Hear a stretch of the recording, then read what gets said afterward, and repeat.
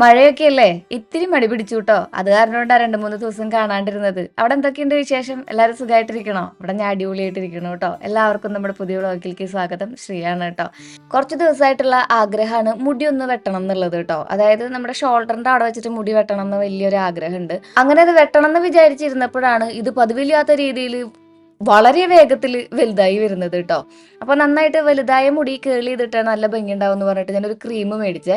എന്നിട്ട് ആ ക്രീം മുടിയിലൊക്കെ പരട്ടി ചുരുട്ടി കുട്ടി കെത്തി വെച്ചിരിക്കുക. നമ്മുടെ ഈ കുളി കഴിഞ്ഞിട്ട് അതാണ് കേട്ടോ മുടി ഇങ്ങനെ അമ്മക്കെട്ടിലിരിക്കുന്നത്. കുളി കഴിഞ്ഞ് നിറച്ച് വെള്ളമാണ് അതിൽ, പക്ഷെ ക്രീം പരട്ടിയിട്ട് ഇത് അതുപോലെ ചുരുട്ടി വെച്ചിട്ടുണ്ട്. ചതിക്കാത്ത ചെന്തൂല് സലീമേട്ടന്റെ ചായ ഉണ്ടല്ലേ.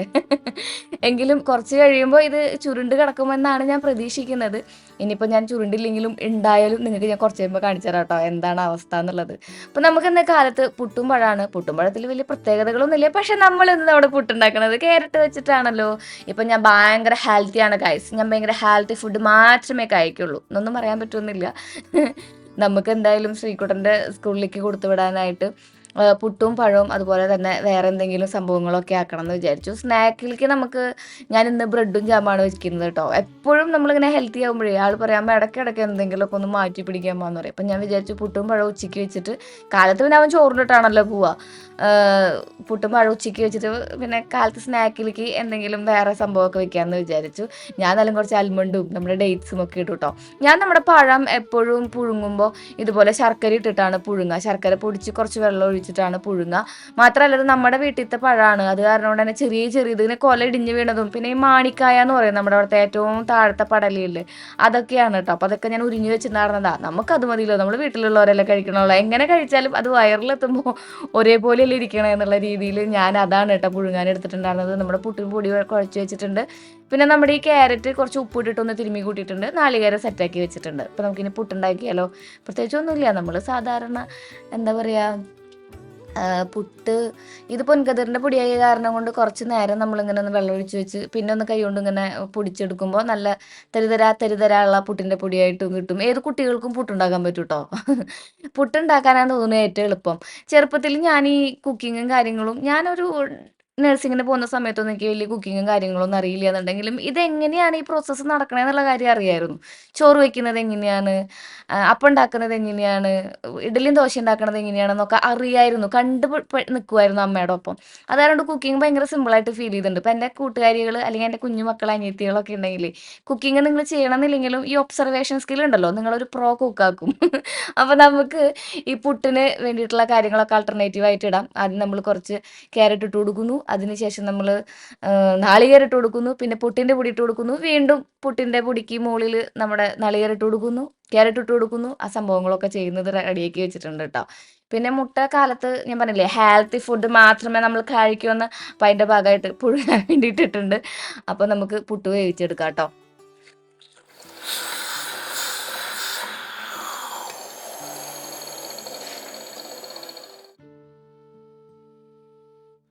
ശർക്കര ഇട്ടിട്ട് പുഴുങ്ങണത് ഹെൽത്തി ആണോ ശ്രീജ എന്ന് ചോദിച്ചിട്ടുണ്ടെങ്കിൽ നമ്മുടെ ഇവിടെ പഞ്ചസാര ആരും കഴിക്കാറില്ല. വൈറ്റ് ഷുഗർ ഭയങ്കര കമ്മിയാണ്. ഗസ്റ്റൊക്കെ വരുമ്പോഴാണ് നമ്മൾ വൈറ്റ് ഷുഗർ കൂടുതൽ യൂസ് ചെയ്യുന്നത് കേട്ടോ. അല്ലെങ്കിൽ ശർക്കര ഇട്ടിട്ട് തന്നെയാണ് എല്ലാ കാര്യങ്ങളും ചെയ്യുന്നത്. അപ്പോൾ അത് ഒഴിവാക്കുന്ന കാരണം കൊണ്ട് ഇച്ചിരി മധുരമൊക്കെ ആവാം എന്നാണ് ഭാഗ്യം പറയാറുള്ളത്. അല്ലെങ്കിൽ നമുക്ക് ഡിപ്രഷൻ വരും അത്ര. അപ്പോൾ നമ്മുടെ പുട്ട് റെഡി ആയിട്ടുണ്ട്.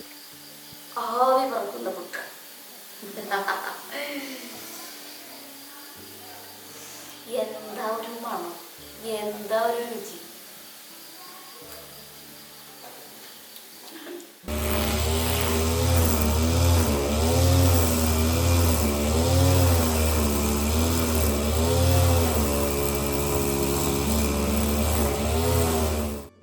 അങ്ങനെ ഫൈനലി ഇത് ആ പുല്ല് വെട്ടുന്ന ചേട്ടൻ വന്നിട്ട് വേണ്ടി വന്നു കേട്ടോ. നമ്മുടെ വീടിൻ്റെ ഉള്ള മുറ്റത്തുള്ള പുല്ലൊക്കെ വെട്ടാൻ വേണ്ടിയിട്ട്. ആ കാണുന്നത് മുഴുവനുണ്ടല്ലോ നമ്മുടെ ഈ 2 ദിവസമുള്ള മഴയിൽ, അതായത് 2 ദിവസമല്ല 2 ആഴ്ചയുള്ള മഴയിൽ പൊന്തി വന്നിട്ടുള്ള പുല്ലുകളാണ് കേട്ടോ.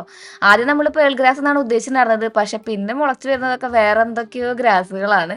എന്തായാലും ഇവിടെ നല്ല രീതിയിലൊരു മെയിൻ്റെനൻസ് വർക്ക് ചെയ്യേണ്ടി വരും എന്ന് തോന്നുന്നു. അപ്പോൾ നമ്മുടെ വീടിൻ്റെ അടുത്ത് പുല്ല് വെട്ടുന്ന ഒരു ചേട്ടനുണ്ടായിരുന്നു, സാജിദ്ക്ക്. ആളോട് വിളിച്ചിട്ട് പുല്ലൊക്കെ ഒന്ന് വെട്ടിത്തരുമെന്ന് ചോദിച്ചപ്പോൾ ആൾ പറഞ്ഞു പിന്നെ എന്താന്ന് പറഞ്ഞു. പക്ഷെ ഇവിടെ ഗംഭീര മഴയാണ് കേട്ടോ.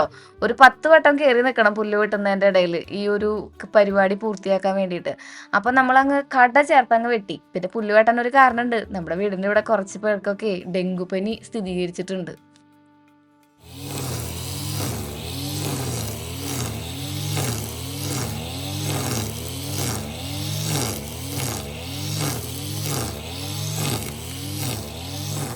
നമ്മുടെ മെഷീൻ ഉപയോഗിച്ച് പുല്ല് വെട്ടാനായിട്ട് ചുരുങ്ങിയത് ഒരു 2 മണിക്കൂർ എടുക്കുന്നുണ്ടെങ്കിൽ വെറും 20 മിനിറ്റ് കൊണ്ടാണ് ഇക്കതാ ഇവിടുത്തെ പുല്ലൊക്കെ വെട്ടി തന്നിട്ടുണ്ടായിരുന്നത് കേട്ടോ. അത് നല്ല ഇങ്ങനെ കുനുകുനാന്ന്. ഇപ്പൊ പശുവൊക്കെ ഉള്ള ആൾക്കാരാണെന്നുണ്ടെങ്കിൽ ഇത് കൊണ്ടിട്ട് കൊടുത്തിട്ടുണ്ടെങ്കിൽ പശുവിന് ചവയ്ക്ക വേണ്ട, ജ്യൂസ് അടിച്ച് കൊടുത്ത പോലെയാവും, അതങ്ങോട്ട് വിഴുങ്ങിയാൽ മതിയെന്ന്. പക്ഷെ ഇവിടെ ഇപ്പോൾ പശുവൊന്നും ഇല്ലാന്ന്. ഇവിടെയുള്ള പശുക്കളിൽ ഉള്ള ആൾക്കാർക്കൊക്കെ അവർ വേറെ രീതിയിലുള്ള ഫുഡുകളൊക്കെ കൊടുക്കണേന്ന് തോന്നുന്നു. അങ്ങനെ കുറച്ച് ദിവസം മുന്നേ നമ്മൾ ഈ ഒരു ഏരിയയും ഈ കാണുന്ന ഏരിയയും നമ്മൾ വൃത്തിയാക്കി എടുത്തിട്ടുണ്ടായിരുന്നു. അപ്പോൾ ഇവിടെയും മിക്ക വെട്ടിത്തരാൻ പോകുന്നുണ്ട്. പക്ഷെ ഇവിടെ ഇങ്ങനെ ആക്കി തന്നത് അച്ഛനും അമ്മയും കൂടിയിട്ടാണ് കേട്ടോ. കുറച്ച് ദിവസം മുന്നേ വന്നപ്പോൾ അപ്പോൾ അമ്മ അച്ഛനും ഇവിടുത്തെ കുറച്ച് പുല്ലുകളും ബാക്കിയുള്ള ഐറ്റംസും ഒക്കെ വെട്ടുകയല്ല വൃത്തിയാക്കി ഇതിനിങ്ങനെ അടിപൊളിയാക്കിയിട്ടുണ്ടായിരുന്നു. അപ്പൊ ഞാൻ നമ്മുടെ ഈ ബാംഗ്ലൂർ ഗ്രാസും കൂടെ ഒന്ന് ട്രിം ചെയ്യാമെന്ന് വിചാരിച്ചു. നിങ്ങൾ കഴിഞ്ഞ പ്രാവശ്യത്തെ വ്ളോഗിൽ എല്ലാവരും ചോദിച്ചതാണ് ഈ പൂവ് ഏതാണെന്ന്. ഈ പൂവിന്റെ പേരാണ് ബ്രൈഡൽ ബൊക്ക. അത് പൂക്കൾ മാത്രം വെട്ടിയെടുക്കുകയാണെങ്കിൽ നമുക്കൊരു ഇതിൽ വെക്കാം.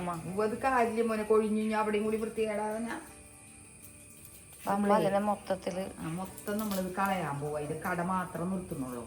കാരണം ഇനി അത് പൊടിച്ചു വന്നിട്ട് അല്ലെങ്കിൽ ഇതിങ്ങനെ വൃത്തികേടായിട്ട് ഇങ്ങനെ ഉണ്ടായാലേ ഒരു ഭംഗി ഉണ്ടാവില്ല കാണാൻ. നമ്മൾ വീട്ടിൽ കണ്ടില്ലേ എല്ലാം വെട്ടിഞ്ഞ്. അതിപ്പോ വെട്ടിയില്ലെങ്കിൽ വീണ്ടും പൊടിപ്പ് വന്ന്. ഒരു ഞായറാഴ്ച മോളുടെ അടുത്ത് നിൽക്കാൻ വന്ന ആൾക്കാരാണ് കേട്ടോ. ഞാൻ 100 വട്ടം പറഞ്ഞു നിങ്ങൾ ശരിക്കുണ്ടാവും അമ്മാനെ കൊണ്ട് അച്ഛനെ കൊണ്ട് പണിയെടുപ്പിക്കണമെന്ന്. ഇവിടെ ഒരു സൈഡിൽ ഇരുന്നമ്മ ഞാനത് ചെയ്തോളാം, എനിക്ക് ഇച്ചിരി നേരം ഇങ്ങനെ എന്താ പറയാ നിങ്ങളോട് വർത്താനം പറയാനായിട്ടൊരു അവസരം തരുമെന്നൊക്കെ പറഞ്ഞപ്പോൾ നിനക്ക് നീ ആദ്യമായിട്ട് കാണുന്നതല്ലോ, ഫോളിൽ കൂടെ ഒന്നും കാണുന്നതല്ല, ഞങ്ങൾ ഈ പരിപാടികളൊക്കെ ചെയ്യട്ടെ എന്ന് പറഞ്ഞിട്ട് രണ്ടാളും കാലത്ത് കത്തിയും കടാരായിട്ട് ഇറങ്ങിയതേ ഈ കാണുന്ന ബ്രൈഡൽ ബൊക്കെയൊക്കെ വെട്ടിക്കളയാൻ വേണ്ടിയിട്ടാണ്. അമ്മ പറയുന്നത് ബ്രൈഡൽ ബൊക്കെ നിറച്ച് പൂവുണ്ടായിരുന്നു, അത് കൊഴിഞ്ഞു പോകുന്ന ആളെ മറ്റന്നാളായിട്ട്. പക്ഷെ അത് വെട്ടി നിർത്തിയില്ലെങ്കിൽ വീണ്ടും കാടാവും അത്ര. പിന്നെ എനിക്കിത് പൊതുവെ പൂവുണ്ടായി നിൽക്കുമ്പോൾ വെട്ടാനൊരു മടിയുണ്ടേ. അപ്പം അമ്മയ്ക്ക് അത് അറിയാവുന്ന കാരണം കൊണ്ട് അമ്മ എൻ്റെ കൈയും കാലും കെട്ടിപ്പൂട്ടി എൻ്റെ ഒരു സൈഡിൽ വെച്ചിട്ട് അമ്മ അത് വെട്ടിക്കളയാ എന്നാലേ ഭംഗി ഉണ്ടാവുള്ളൂ എന്ന് പറഞ്ഞിട്ട്. എപ്പോഴും പ്രൂൺ ചെയ്യുന്നതാണ് നല്ലത് ചെടികൾ. പക്ഷെ എനിക്ക് ഭയങ്കര മടിയാണ് കേട്ടോ പൂക്കളുള്ള ചെടികളെ പ്രൂൺ ചെയ്യാൻ വേണ്ടിയിട്ട്. നമ്മുടെ അടീനിയത്തുമൊക്കെ ഒരു പൂവുണ്ടെങ്കിൽ കൂടി ഞാൻ ചിലപ്പോൾ തന്നെ അവിടേക്ക് ഇങ്ങോട്ട് മാറ്റി വയ്ക്കുക, ആ പൂ കഴിയട്ടെ എന്ന് വിചാരിക്കുമ്പോൾ. എന്നിട്ട് അതിൻ്റെ അപ്പുറത്തുനിന്ന് കുറേ അധികം മുട്ടും പൂക്കളും വരുമ്പോൾ പിന്നെ വീണ്ടും വെട്ടാൻ തോന്നില്ല. ഇതുപോലത്തെ ആൾക്കാർ നിങ്ങളുടെ കൂട്ടത്തിൽ ഉണ്ടാവില്ലേ? അതായത് നമ്മുടെ ഫോളോവേഴ്സിൻ്റെ കൂട്ടത്തിൽ ഉണ്ടാവുമെന്നൊക്കെ അറിയാം. അപ്പോൾ നമ്മൾ ബ്രൈഡൽ ബൊക്കെയും അതോടൊപ്പം തന്നെ അതുമ്പോൾ വേറൊരു കൊളാമ്പി പോലത്തെ ചെടി ഉണ്ടായിരുന്നു കേട്ടോ. അതിൻ്റെയൊക്കെ പ്രൂൺ ചെയ്ത് ഇതുപോലെ വെട്ടിയൊക്കെ നിർത്തിയിട്ടുണ്ട് അമ്മ.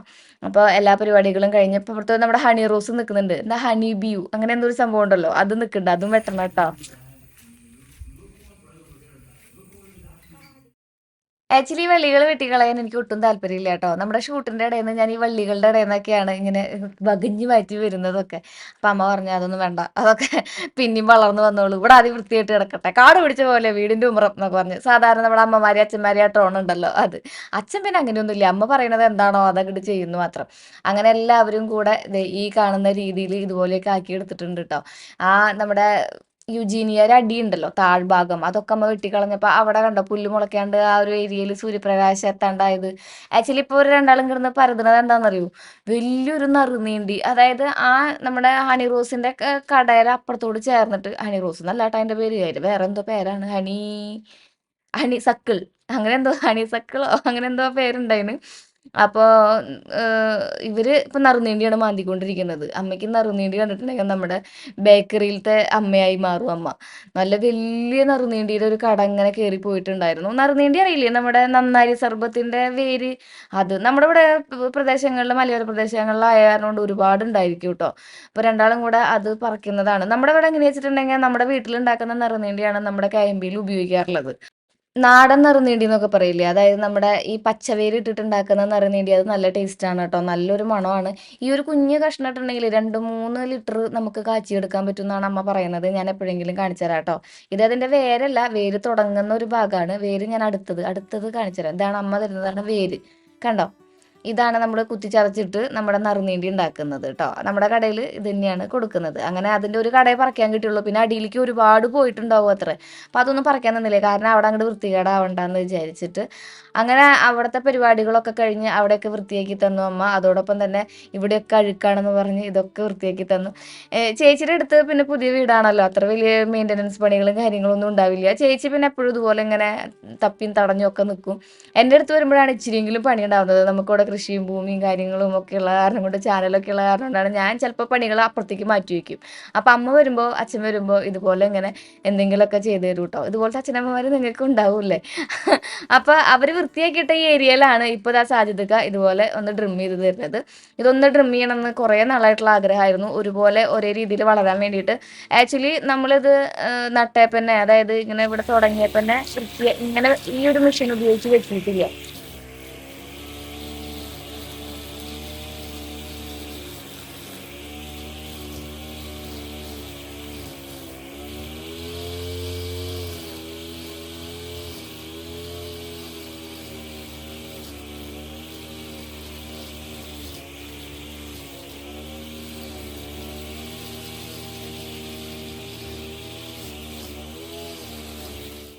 ചെറിയൊരു വൈക്കോല് പോലെ ഇങ്ങനെ ഉണങ്ങി നിൽക്കുന്നതായിട്ട് കാണുന്നുണ്ടല്ലേ? അതിൻ്റെ ഉള്ളിൽ നിന്ന് തന്നെ ഇത് പൊളച്ച് വരും ചെയ്തോളൂ കേട്ടോ. അപ്പോൾ തിരുവാതിരയും കൂടി ആയതുകൊണ്ട് എന്തായാലും മുളയ്ക്കും.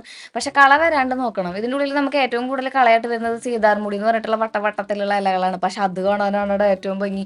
അത് മുളച്ചിങ്ങനെ നല്ല ഭംഗിയിൽ നിൽക്കുമ്പോൾ കുഞ്ഞു കുഞ്ഞു മഞ്ഞ പൂക്കളും കൂടി ഉണ്ടാവും. അപ്പോൾ ഭയങ്കര ഭംഗിയാണ് കേട്ടോ. അങ്ങനെ ഒരു 1-1.5 മണിക്കൂറിനുള്ളിൽ എല്ലാ പരിപാടികളും കുറച്ച് നീങ്ങിയിട്ടും നമ്മുടെ വീടിൻ്റെ പിന്നിലൊക്കെ കുറച്ച് സ്പേസിലൊക്കെ പുല്ലുകളൊക്കെ മുളച്ചിട്ടുണ്ടായിരുന്നു. അതൊക്കെ ഇക്ക വെട്ടി തന്നു.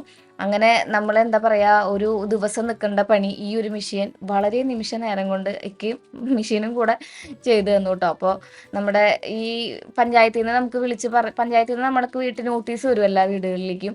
നിങ്ങളുടെ വീടിൻ്റെ അടുത്ത് വളർന്നു നിൽക്കുന്ന പുല്ലുണ്ടെങ്കിൽ, ചിരട്ടയിൽ വെള്ളം ഉണ്ടെങ്കിൽ, ചെടിച്ചട്ടികളിൽ വെള്ളം ഉണ്ടെങ്കിൽ, ടെറസിൽ വെള്ളം കെട്ടി നിൽക്കുന്നുണ്ടെങ്കിലൊക്കെ നിങ്ങൾ ഇതുപോലെ തന്നെ മണ്ണെണ്ണ ഒഴിക്കുകയോ അല്ലെങ്കിൽ വെള്ളത്തിലിട്ടോ, അല്ലെങ്കിൽ ഇപ്പോൾ നമ്മുടെ താമരയിലൊക്കെ ഇങ്ങനെ കൊതുകൊക്കെ, നമ്മുടെ ഇഡീസ് കൊതുകുകൾ പരത്തുന്ന ഡെങ്കുപ്പനിയെ നിങ്ങൾ മുൻകൈ എടുത്ത് അതിനെ തടയണം എന്നൊക്കെയുള്ള വലിയ നിർദ്ദേശങ്ങളും ഒക്കെ ഉണ്ടായിരുന്നു. അപ്പോൾ അത് കാരണം കൊണ്ട് നമ്മൾ ഇവിടുത്തെ പുല്ലൊക്കെ ഒന്ന് വെട്ടി. ഇപ്പോൾ പുല്ല് വളർന്ന് നമ്മുടെ കൊതു അതിൽ മുട്ടയിട്ട് പെരുകണ്ടെന്ന് വിചാരിച്ച് ഈ രീതിയിൽ എല്ലായിടത്തും വൃത്തിയാക്കി എടുത്തിട്ടുണ്ട് കേട്ടോ. അപ്പോൾ ഫൈനലി ഇങ്ങനെയാണ് കിടക്കുന്നത്, നിറച്ച് പുല്ലായി.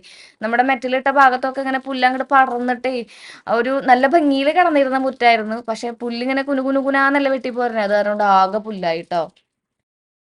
ഇതിൻ്റെ ഉള്ളിൽ നിന്ന് പുല്ല് അടിച്ചു കോരി എടുക്കുക കുറച്ച് ബുദ്ധിമുട്ടുള്ള കാര്യമാണെന്നുണ്ടെങ്കിലും എനിക്ക് നല്ല ഇഷ്ടമുള്ള പരിപാടിയായിട്ട് തോന്നി. ഈ ചെയ്യാൻ പറ്റാത്ത കാര്യങ്ങൾ ചെയ്തു കൊടുക്കുമ്പോൾ ഒരു സംതൃപ്തി കിട്ടില്ലേ, ഒരു അൽസൈക്കോ സംതൃപ്തി, അതെനിക്കുണ്ടെന്ന്. അപ്പോൾ നമ്മൾ ഇതൊന്ന് അടിച്ച് വൃത്തിയാക്കി എടുക്കാമെന്ന് വിചാരിച്ചു. പിന്നെ ഇവിടെയൊക്കെ നല്ല ഭംഗിയിൽ കിടക്കുമ്പോൾ വീടിൻ്റെ ഉമ്മറല്ലേ, അച്ഛനമ്മയും പറഞ്ഞ പോലെ തന്നെ ഐശ്വര്യം വേണ്ടേ വീടിന്. അപ്പം ഞാൻ ഐശ്വര്യനെ കൊണ്ടുവന്നതാണ് ഗൈസ്.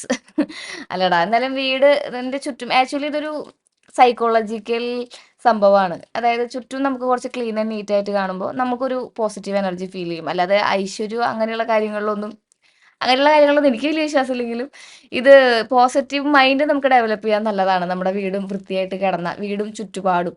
അപ്പോൾ നമ്മുടെ മയില്, ആമ, ഈ വക സംഭവങ്ങൾ, കൂണ്, തവള ഒക്കെ ഉണ്ടല്ലോ, അതൊക്കെ നമ്മൾ മണ്ണുത്തിൽ നിന്ന് മേടിച്ചതാട്ടോ. ആരൊക്കെ എൻ്റെ അടുത്ത് ചോദിച്ചിട്ടുണ്ടായിരുന്നു. ഇത് കാണുമ്പോൾ വലിയ രീതിയിലുള്ള പുല്ലൊന്നും ഇല്ല എന്നുണ്ടെങ്കിലും നോക്കിയേ, ഇത് 2-3 കൊട്ട പുല്ല് കിട്ടിയായിരുന്നു ഇതിൻ്റെ ഉള്ളിൽ നിന്ന്.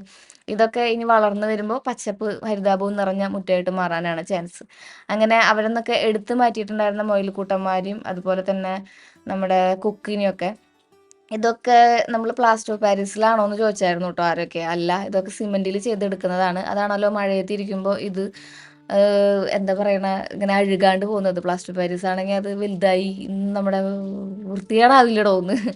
അപ്പോൾ കുറേ സംഭവങ്ങളൊക്കെ നമ്മൾ വീട് പണി തുടങ്ങിയ സമയത്ത് മേടിച്ചിട്ടുണ്ടായിരുന്നതാ. പിന്നെ കുറച്ചൊക്കെ നമ്മൾ കഴിഞ്ഞ വർഷം മേടിച്ചിട്ടുണ്ടായിരുന്നതാണ്, ചെറുതിനെയൊക്കെ. ഈ കൂണ് അതുപോലെ തന്നെ വലിയ രീതിയിലുള്ള കുക്കിനെയൊക്കെ നമ്മൾ മേടിച്ചിട്ടുണ്ടായിരുന്നത് ആദ്യമാണ്. പിന്നെയാണ് രണ്ടാമതിരിക്കുന്ന തവളേനെയും താറാവിനെയും പ്രാവിനെയും മൊയിലിനെയും ഒക്കെ കൊണ്ടുവന്നിട്ടുണ്ടായിരുന്നത്. അപ്പോൾ ഇതൊക്കെ വാരി വൃത്തിയാക്കി നമുക്ക് ഇവിടെ നിന്ന് സെറ്റപ്പ് ആക്കിയിടാം.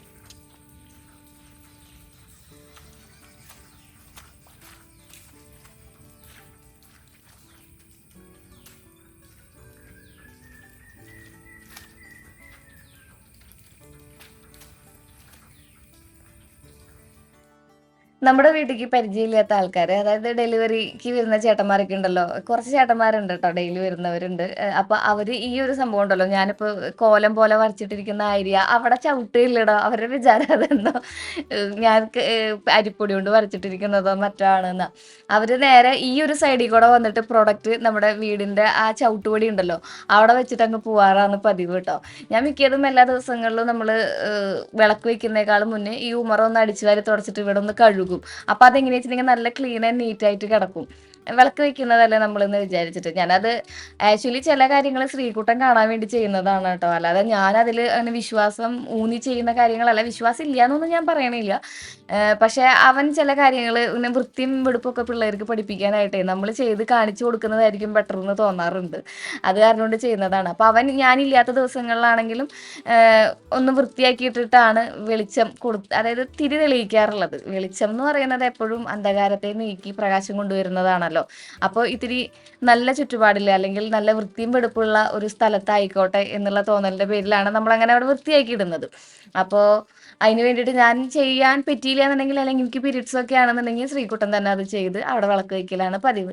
ചില ദിവസങ്ങളിൽ ഇപ്പോൾ വിളക്ക് ഇവിടെ വെക്കാൻ പറ്റിയില്ല, നല്ല മഴയൊക്കെയാണ്, നമ്മുടെ നിലവിളക്ക് വെക്കാൻ പറ്റിയില്ല എന്നുണ്ടെങ്കിൽ അവൻ വന്നിട്ട് തുളസിത്താറയുടെ അവിടെ മാത്രം വിളക്ക് വെച്ച് വൃത്തിയാക്കി വിളക്ക് വെച്ചിട്ട് പോകും കേട്ടോ.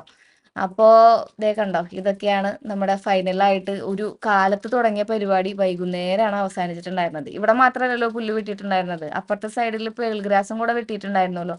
അപ്പൊ അതും നമുക്ക് വൃത്തിയാക്കാനുണ്ടായിരുന്നു. പിന്നെ നമ്മൾ ഇവിടുത്തെ അടീനിയും സാധനങ്ങളൊക്കെ നമ്മുടെ സിറ്റ് ഔട്ടിലേക്ക് എടുത്ത് വെച്ചിട്ടുണ്ട്. അതിന് വേറെ എങ്ങോട്ടെങ്കിലൊക്കെ മാറ്റി വെക്കണം.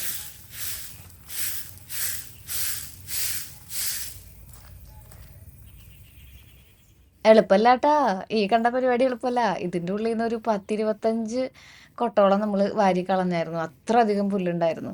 കുറച്ച് നേരം ഇങ്ങനെ വാരിക്കൊണ്ടിരിക്കില്ലേ, മഴ വരും, പിന്നെ വീണ്ടും നമ്മൾ അടിക്കും, വീണ്ടും മഴ വരും. ഇത് ആക്ച്വലി ഇങ്ങനെ ഒരു ഒരു പ്രത്യേക ഷേപ്പിലാണ് നമ്മൾ ചെയ്തിട്ടിരിക്കുന്നത് കേട്ടോ. അതിൻ്റെ ഉള്ളിൽ പേൾ ഗ്രാസ് പകുതി ഭാഗത്തോളം ഉണ്ട്, പിന്നെ പകുതി ഭാഗത്തോളം മൊത്തം കള വന്ന് പോയിട്ടുണ്ടായിരുന്നു. അവിടെ ഇനി മൊത്തം നമ്മൾ പറിച്ച് കളഞ്ഞിട്ട് വേറെ പേൾ ഗ്രാസ് ഇടേണ്ടി വരുന്നതാണ് എനിക്ക് തോന്നുന്നത്. എന്തായാലും മുറ്റം നമ്മൾ മൊത്തത്തിലൊന്ന് റീഅറേഞ്ച് ചെയ്യുമല്ലോ, ആ സമയത്ത് ചെയ്യാമെന്നാണ് വിചാരിക്കണം. ഇതിവിടെ ഇങ്ങനെ ചെയ്യുന്നത് നമ്മുടെ സീതാർമുടി ഞാൻ നേരത്തെ പറഞ്ഞില്ലേ, അത് ഇവിടേക്കൊക്കെ ഇങ്ങനെ ഇങ്ങനെ പടർന്നു തുടങ്ങി. നല്ല ഭംഗിയാണ് കേട്ടോ അത് കാണാൻ വേണ്ടിയിട്ട്. അപ്പം അതൊക്കെ ഒന്ന് ചെത്തി അതിൻ്റെ ഒരു ഷേപ്പാക്കി എടുക്കാം എന്നാണ് വിചാരിക്കണേ. പക്ഷെ പകുതി എത്തിയപ്പോഴേക്കും ഗംഭീര മഴയായി. ഇവിടുത്തെ മഴ ഞാൻ പറയണ്ടല്ലോ, ഞാൻ കാണിച്ചു തരാം കേട്ടോ ഇവിടുത്തെ മഴയുടെ തീവ്രത.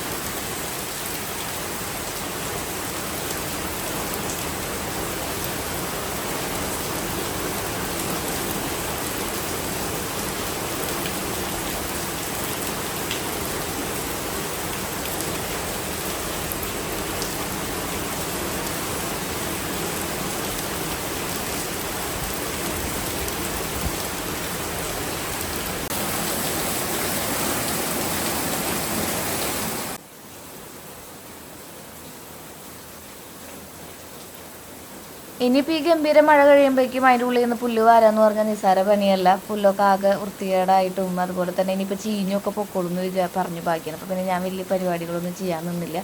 മഴ കുറച്ച് നേരം ആസ്വദിച്ച് നിന്നു. ഇനിയിപ്പോൾ പഞ്ചായത്തിൽ നിന്ന് പറഞ്ഞതല്ലേ ഡെങ്കു വരാൻ ചാൻസ് ഉണ്ടെന്ന്. നമ്മൾ എന്താ prevention is better than cure എന്നല്ല എപ്പോഴും പറയാറുള്ളത്. അത് കാരണം നമുക്ക് രോഗങ്ങൾ വരാണ്ട് നോക്കാം. രോഗങ്ങൾ വന്നിട്ട് നമ്മൾ അതിൽ നിന്ന് റിക്കവറി ആവുന്നേക്കാൾ എന്തുകൊണ്ടും ബെറ്റർ രോഗങ്ങൾ വരാണ്ട് നോക്കുന്നത് തന്നെയാണ്. അങ്ങനെ നമ്മൾ ബാക്കി പരിപാടികളൊക്കെ ഒന്ന് നടത്താമെന്ന് വിചാരിച്ച് ഞാനിങ്ങനെ പോകുമ്പോഴാണ് ദേ ഇരിക്കണ ഒരാൾ. ഇയാളെ മനസ്സിലായോ എനിക്ക്? ഇതാണ് മഞ്ഞത്തവള. ഞാൻ ആദ്യമായിട്ടാണ് കാണുന്നത് കേട്ടോ. ആ ചെടിയുമേ ഒരു കരിഞ്ഞ ഇലയുണ്ടായിരുന്നു. ആ കരിഞ്ഞ ഇല ഒടിക്കാൻ പോയപ്പോഴാണ് ആളെ കണ്ടത്. എന്നിട്ട് ഞാൻ നിങ്ങൾക്ക് കാണിച്ചു തരാമെന്ന് വിചാരിച്ച ആളെ. ഇതിൻ്റെ വലിയ വലിയ മഞ്ഞത്തവളകൾ ഇവിടെയൊക്കെ നടക്കുന്നതൊക്കെ കാണാം. പക്ഷെ പറയുന്നത് കേട്ടിട്ടുണ്ട്, പക്ഷെ ഞാൻ നേരിൽ കാണുന്നത് ആദ്യമായിട്ടാണ്. ഇതാന്ന് തോന്നൂല മഞ്ഞത്തവള. ഇതിനി കടിക്കുമോ?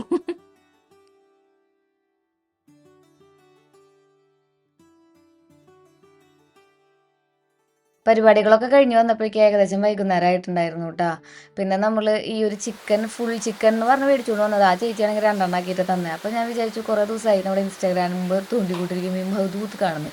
ഞാൻ എൻ്റേതായ വേർഷനിൽ അതൊന്നും ഉണ്ടാക്കാമെന്ന് വിചാരിച്ചു. ശ്രീകുട്ടൻ കേട്ടോ കൂട്ടിന്. അപ്പോൾ നമുക്ക് ചിക്കനൊക്കെ നന്നായിട്ട് കഴുകി വൃത്തിയാക്കി എടുക്കാം. അതുപോലെ തന്നെ ഞാൻ ഫുൾ ചിക്കൻ ആക്കിയിട്ട് അതിൻ്റെ ഉള്ളിൽ റൈസ് നിറച്ച് ചെയ്യാമെന്നൊക്കെ വിചാരിച്ചത് ഈ വെറൈറ്റി ആയിട്ട്. പക്ഷെ ആ ചേച്ചി അത് ഇവിടെ നിന്നപ്പോൾ ഞാൻ നോക്കിയപ്പോഴാണ് ഇതിങ്ങനെ വെട്ടിയിട്ട് തന്നിട്ടുള്ള കാര്യം അറിഞ്ഞത്.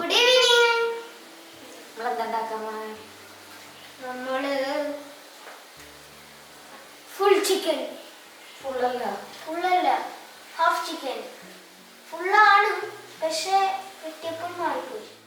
ഞാൻ ഷോർട്സ് ആയിട്ട് എന്തായാലും ഇതിൻ്റെ റെസിപ്പി ഇടാം. എന്നാലും ഇപ്പോൾ നമുക്ക് നല്ല വിശദമായിട്ട് കാണാം അല്ലേ.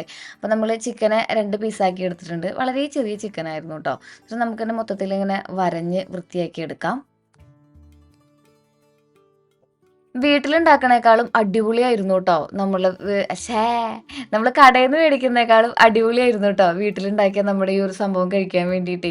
അപ്പോൾ നമ്മൾ ഇതിൽ കുഞ്ഞുള്ളി ഇടുന്നുണ്ട്, വെളുത്തുള്ളി ഇടുന്നുണ്ട്, ഇഞ്ചിയും പച്ചമുളകും അതുപോലെ തന്നെ മല്ലിയിലയും കൂടി ഇടുന്നുണ്ട് കേട്ടോ. ഇതാണ് അതിൻ്റെ സോളിഡ് ആയിട്ടുള്ള ഗ്രേവി എന്ന് പറയുന്നത്, ഗ്രേവിക്ക് വേണ്ടിയിട്ടുള്ള സംഭവങ്ങൾ എന്ന് പറയുന്നത്. പിന്നെ പൊടികളായിട്ടുള്ള മഞ്ഞൾപ്പൊടി, മല്ലിപ്പൊടി, കുരുമുളക് പൊടി, കാശ്മീരി ചില്ലി, മുളക് പൊടി, മന്തി മസാല. ഇതാണ് മന്തി മസാലയാണ് സ്പെഷ്യലായിട്ട് ഇടുന്നത്. പിന്നെ ഒരു ചിക്കൻ ക്യൂബ് ഇട്ടിട്ടുണ്ട്. പിന്നെ നമ്മൾ തൈര് ഒഴിച്ചിട്ടുണ്ട്. നല്ല കട്ടിയുള്ള തൈര് ഉണ്ടല്ലോ, അതും ഉപ്പും കൂടി ഇട്ടിട്ടുണ്ട് കേട്ടോ. പിന്നെ ആ മല്ലിയില അതിനൊരു പ്രത്യേക ടേസ്റ്റ് കൊടുക്കുന്നുണ്ട്. നല്ല കുരുമുളകിൻ്റെ ഫ്ലേവറൊക്കെ ഉണ്ടായിരുന്നു.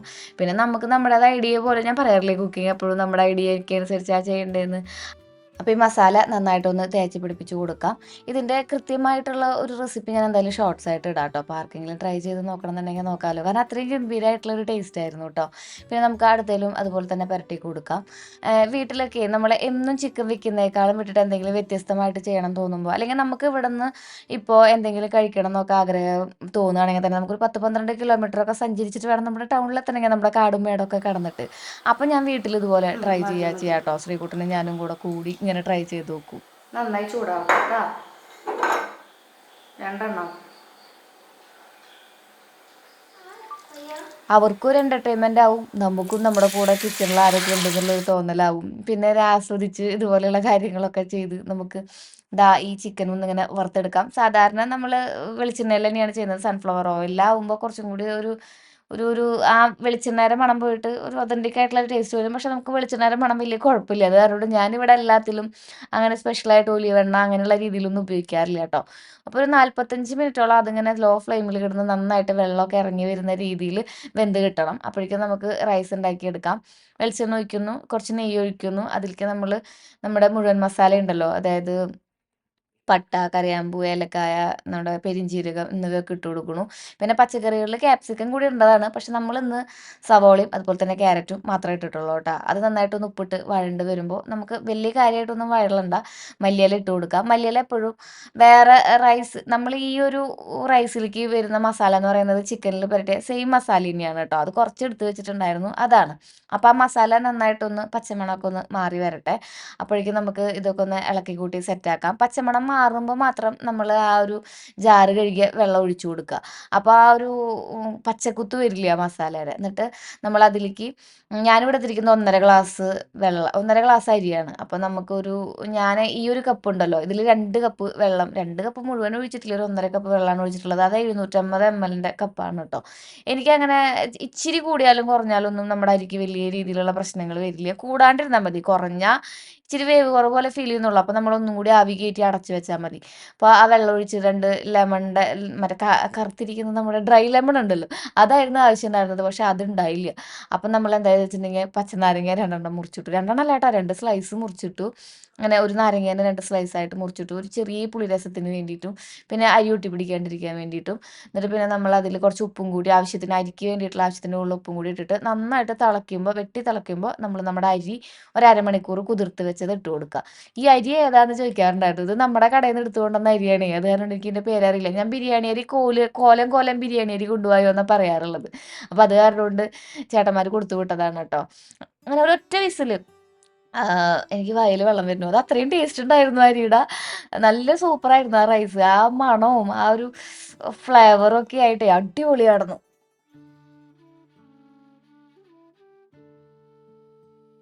അപ്പം നീളമുള്ള അരി എന്ന് പറഞ്ഞാൽ മതി കേട്ടോ. അങ്ങനെ നമ്മൾ ഒരൊറ്റ വിസിൽ, ആ വിസിലിൽ ഫുള്ള് പ്രഷർ കഴിയുന്ന രീതിയിലാണ് നമ്മൾ വെച്ചിട്ടുണ്ടാകുന്നത്. അപ്പോൾ ദാ ഈ കാണുന്ന രീതിയിലുള്ള ഒന്നൊന്നുമ്പോൾ തൊടത്ത്. ഇപ്പോൾ തണുപ്പല്ല, ചൂടായ കാരണം കൊണ്ടാണ് കേട്ടോ അങ്ങനെ ഇത്തിരി കുഴഞ്ഞ പോലെ ഫീൽ ചെയ്യുന്നത്. പക്ഷേ അത് ഒന്ന് തണുത്ത് വരുമ്പോൾ ഒന്നൊന്ന് തൊടാത്ത രീതിയിലുള്ള ടെക്സ്ചറിലുള്ള ഒരു അടിപൊളി റൈസ് കിട്ടും. ഇതിനിപ്പോൾ മന്തി റൈസ് എന്ന് പറയാൻ പറ്റുമോ, മധൂത് എന്ന് പറയാൻ പറ്റുമോ, ഒന്നും എനിക്ക് അറിഞ്ഞുകൂടാ. ഞാൻ എൻ്റെ സ്റ്റൈലിലാണ് മിക്കതും കുക്ക് ചെയ്യുന്നത്. എന്തായാലും ചെയ്ത് വരുമ്പോൾ ഒരു മസാല ഫ്ലേവറൊക്കെ ആയിട്ട് അടിപൊളിയായിട്ട് ഫീൽ ചെയ്യും. പിന്നെ നന്നായിട്ട് നമ്മൾ ലോ ഫ്ലെയിമിൽ വേവിച്ചെടുത്തിട്ടുണ്ടായിരുന്ന നമ്മുടെ ഈ ഒരു ചിക്കൻ്റെ ലെഗും ഒരു മുട്ട പുഴുങ്ങിയതും കൂടി ആയപ്പോൾ ഇന്നത്തെ വൈകുന്നേരത്തെ നമ്മുടെ ഡിന്നറായിട്ടുണ്ട് കേട്ടോ. കാണുമ്പോൾ തന്നെ ചെറുതായിട്ടൊന്ന് ഉണ്ടാക്കി നോക്കാനുള്ള ഒരു ആഗ്രഹം തോന്നില്ലേ? ചെറുതായിട്ടൊന്ന് ഉണ്ടാക്കി നോക്കുന്നു, സംഭവം സെറ്റാണ്. അങ്ങനെ നമ്മുടെ എന്തൊക്കെയോ ചെയ്ത് നമ്മൾ ഉണ്ടാക്കിയിട്ടുള്ള നമ്മുടെ റൈസ് റെഡി ആയിട്ടുണ്ട്. ശ്രീകുട്ടാ